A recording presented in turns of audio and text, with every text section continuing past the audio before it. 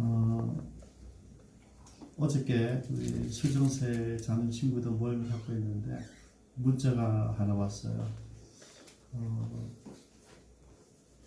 중국 신양의 가정교회 지도자 사모님이세요. 목사님, 제가 3일째 금식 중인데 목사님 좋은 말씀 하나 보내주세요. 그래놨더라고요. 근데 무슨 일로 지금은 여러분 다 이제 예배를 드리지 못하니까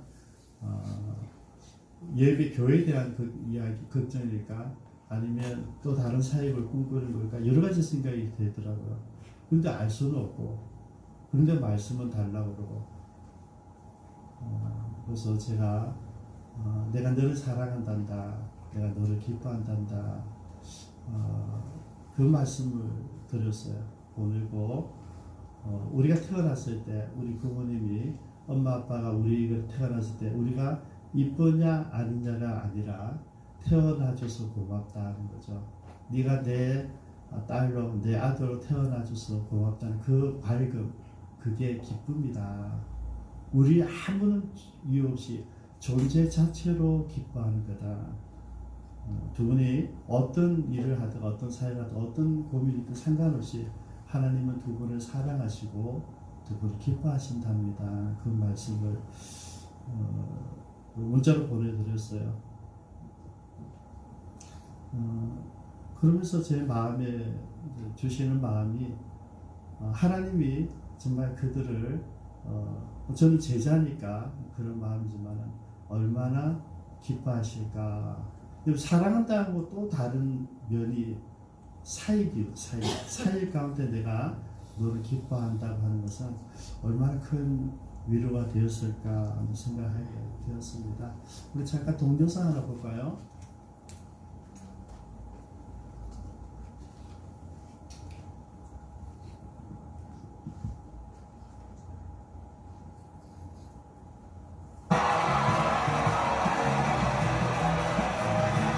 This is the second Oscar tonight and the third nomination for Hong Joon-ho.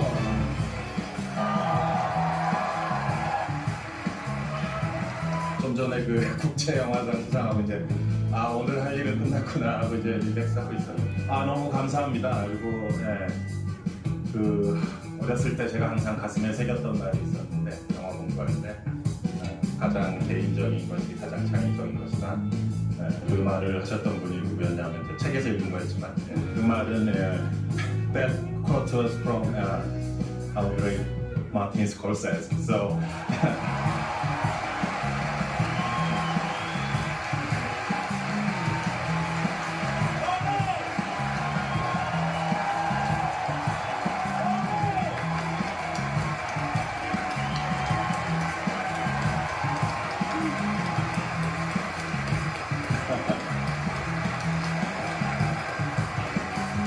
일단 이제 제가 학교에서 마티 영화를 보면서 공부했던 그런 사람인데 같이 후보에 오른 것만도 너무 영광인데 상을 받을 줄 전혀 몰랐었고요.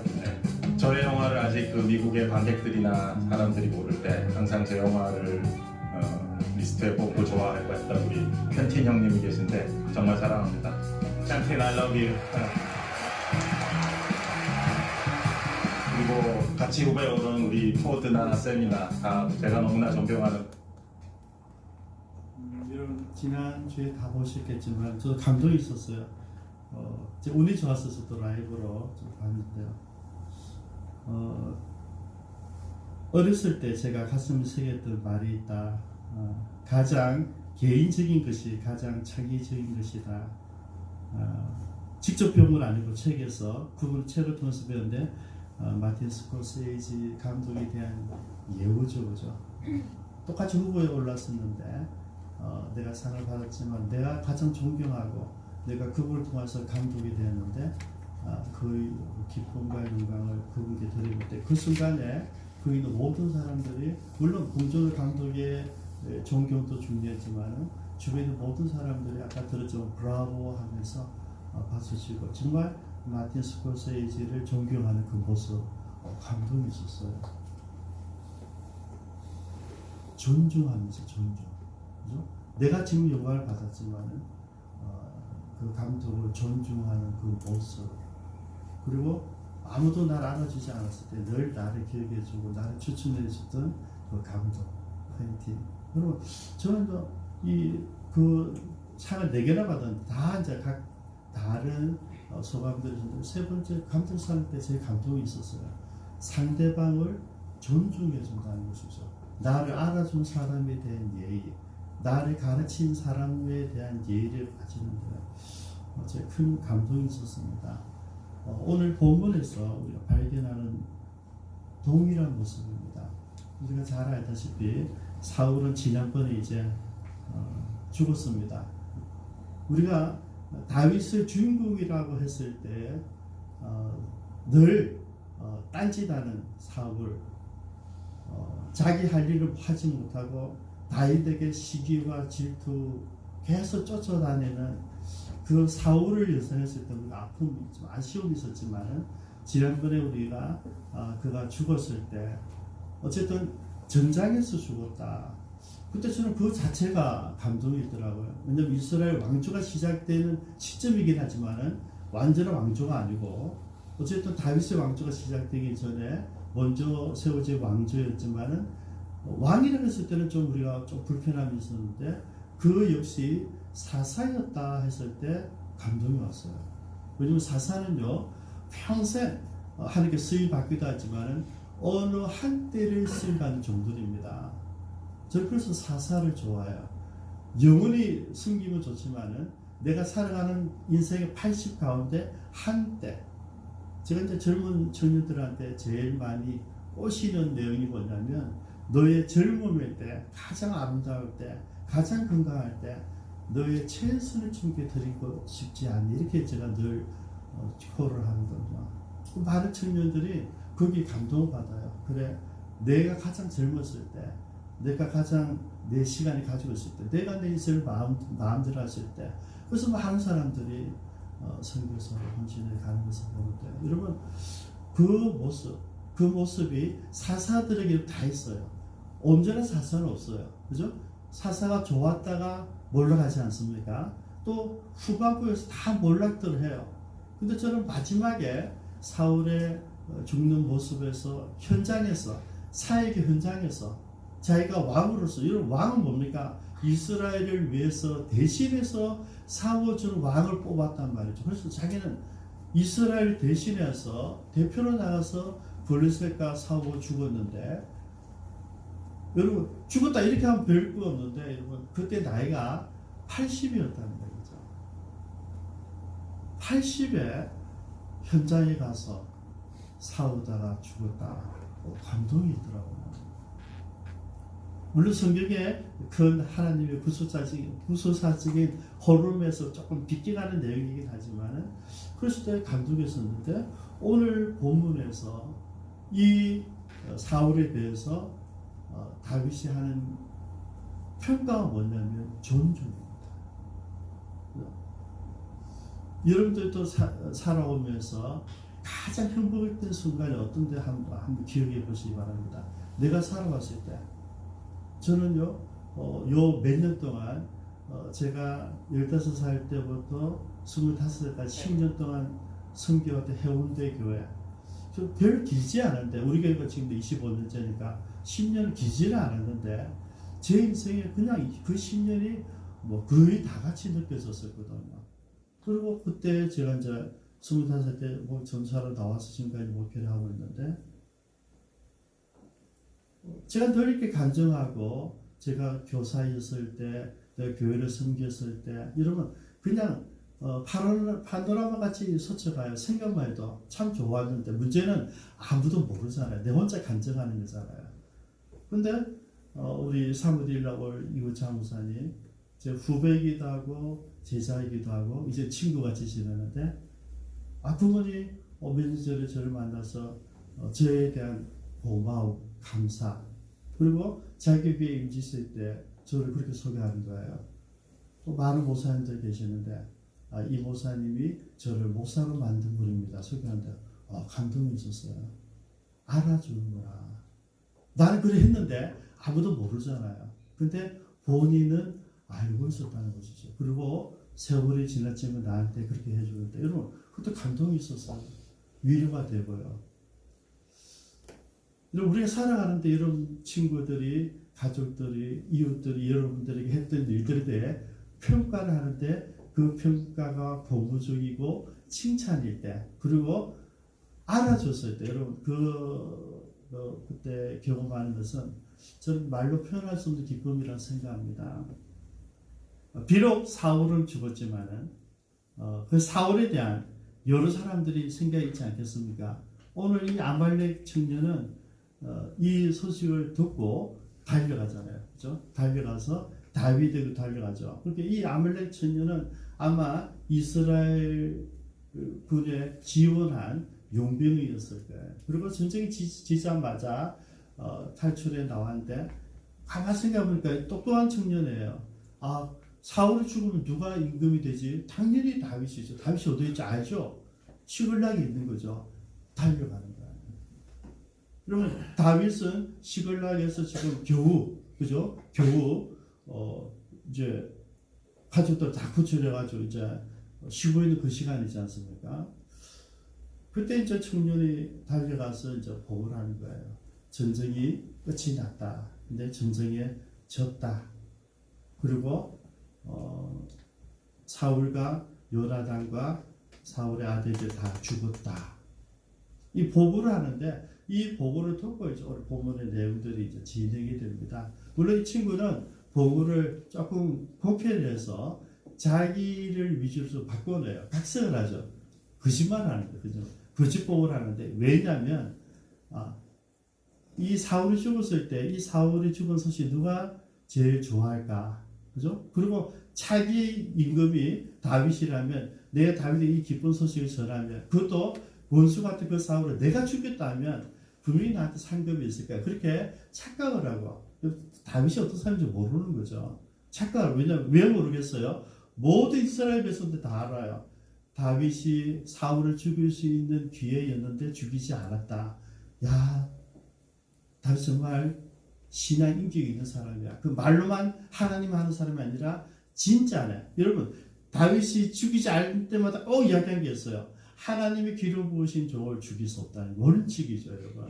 여러분 그 원칙이 뭡니까? 내가 말하는 순간 내 부하들도 다 들지만은 나를 지켜보고 우리 팀을 지켜보는 모든 사람들에게 룰이 되는 거예요. 하나님이 기름 부으신 종은 아무도 죽일 수 없다는 거죠.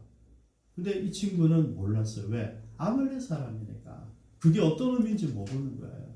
그래서 내가 죽였습니다. 이러고 온 거예요. 그래서 이제 다윗은 거기에 대한 반응을 오늘 본문에서 이야기하는데요. 우리 사람은 이제 요나단과 사울을 위한 조과도 이제 이렇게 만들어줘요. 저는 이 본문 가운데서 몇 가지 여러분과 같이 나누고 싶은 이야기를 소개합니다. 먼저 다윗이 시글락에서 사울과 요나단의 죽음 소식을 들었다. 이게 속상함입니다, 여러분.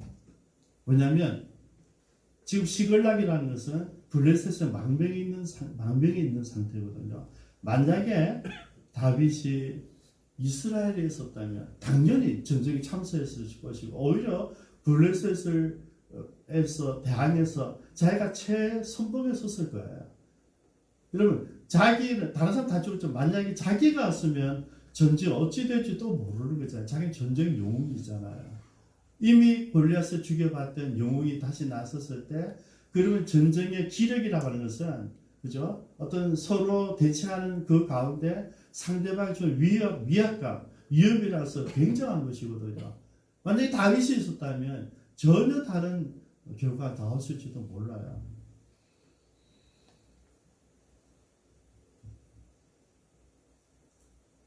근데 다윗은 그곳에 있었다. 그래서 좀 아쉬움이 있는 거죠. 왜냐하면 하나님이 이 땅을 떠나지 말라고 그랬어요.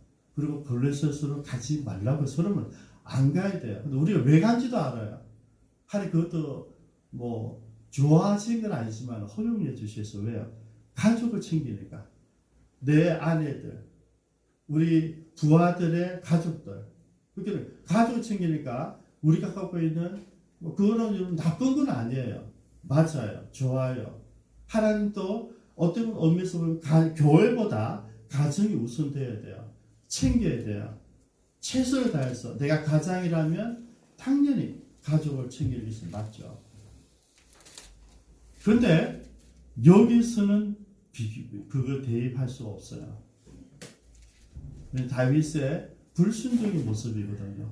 지금 다윗은 뭡니까? 지금 나라를 지켜야 되고 전쟁을 해야 되고 나라를 회복시켜야 되고 사명이 있는데 아내들을 돌보러 다녔다는 이야기죠. 망명하지 말아야 돼. 망명했던 것은 아내들을 간 거죠. 하나님 이것을 징계하지는 않습니다. 근데 어떻게 합니까? 이것 때문에 사울이 죽자마자 바로 임금이 되어야 되는데 세월을 허비합니다. 7년을 허비해요. 7년. 금방 왕이 임금이 될 수 있는데 그걸 못하는 거죠. 왜?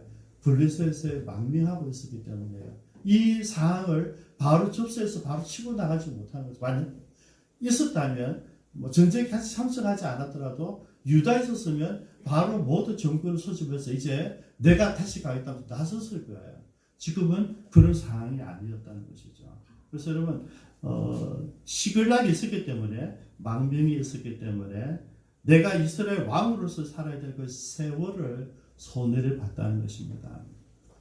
두 번째 나누고 싶은 것은요. 그럼에도 불구하고 다윗은 이 사실을 듣자마자 신중하게 접근을 합니다.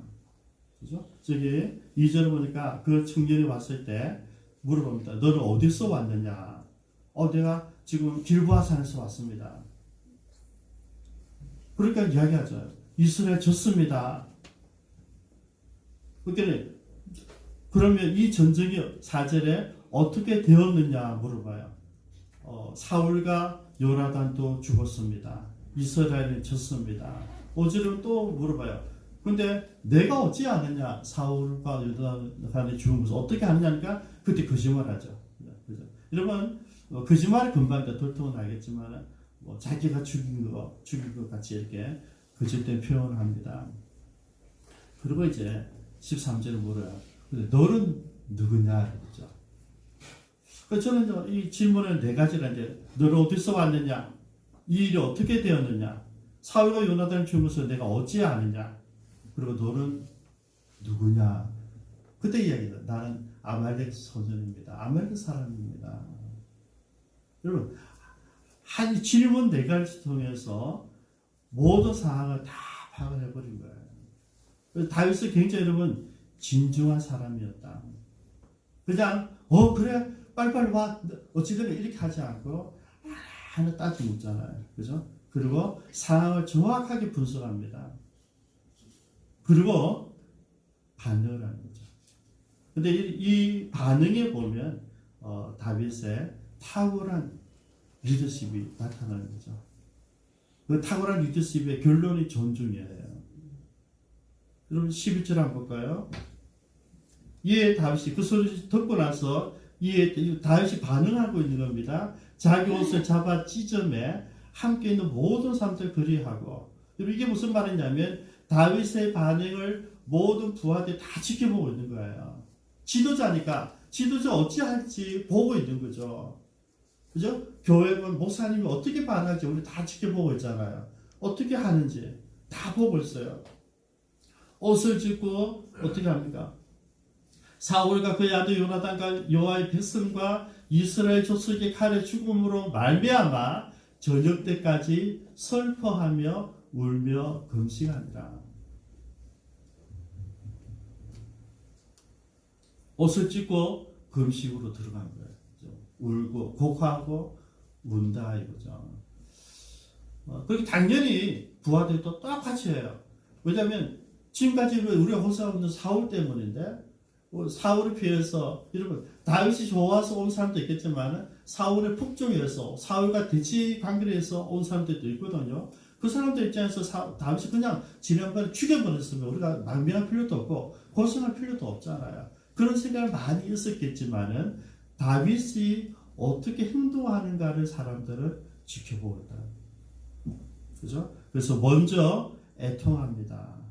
저는 이게 착한 지도자의 모습이라고 생각합니다. 지금 주어진 현실을 어떻게 반응할 것인가를 보여주는 것이죠. 그 다음에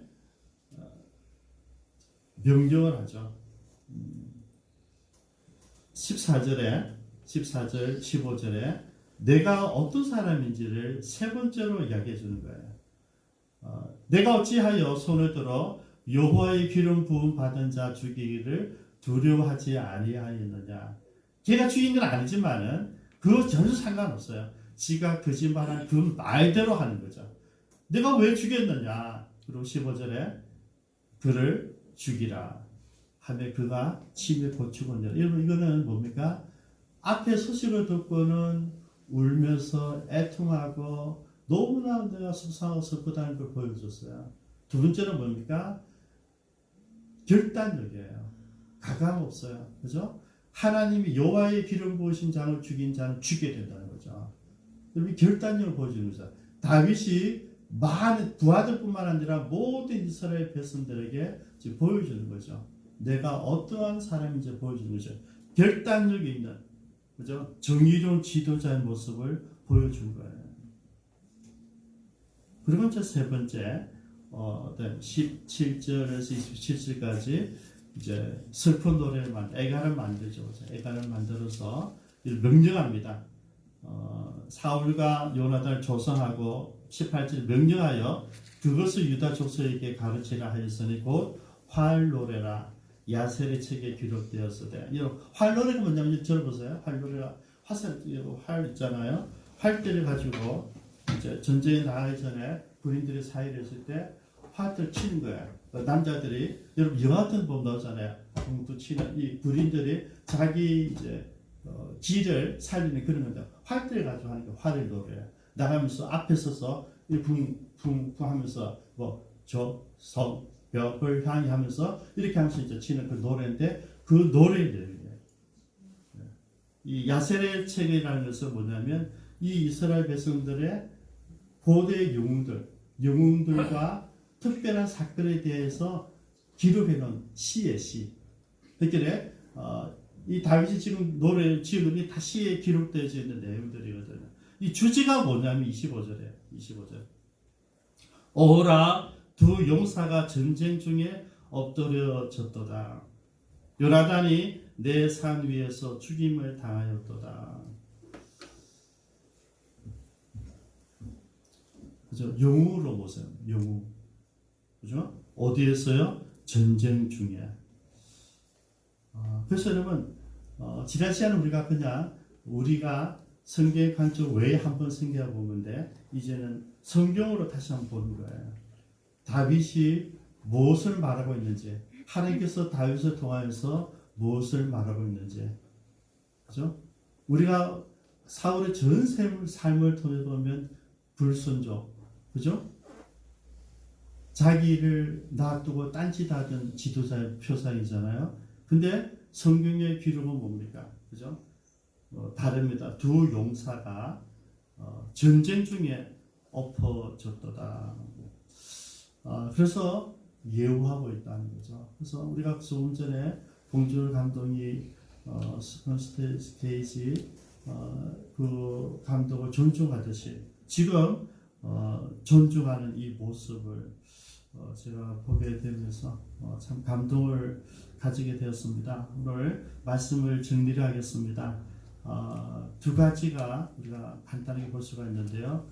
다윗은 신중한 사람이었다는 겁니다. 일이 어떻게 되었는지를 자세히 알아보고 행동한다.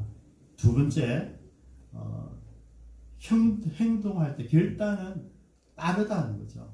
고민하지 않고 머뭇거리지 않고 명료합니다. 분명합니다. 세 가지 우리가 봤습니다.